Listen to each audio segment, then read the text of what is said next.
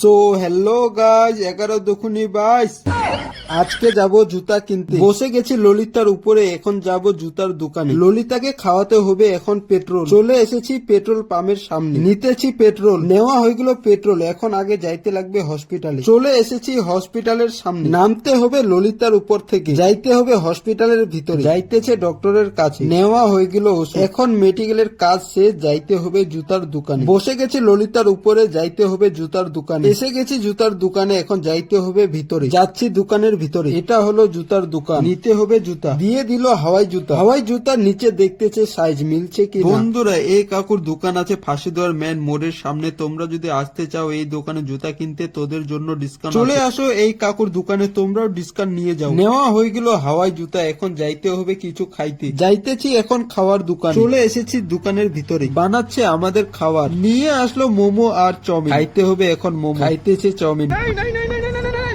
খাওয়া হয়ে গেছে, এখন দিতে হবে পয়সা। দিতেছে পয়সা। খাওয়া হয়ে গেল, এখন যাইতে হবে ললিতার কাছে। বসে গেছি ললিতার উপরে। থ্যাংক ইউ গাইস, দেখা হবে পরের মিনি ব্লগে। এখন বাই।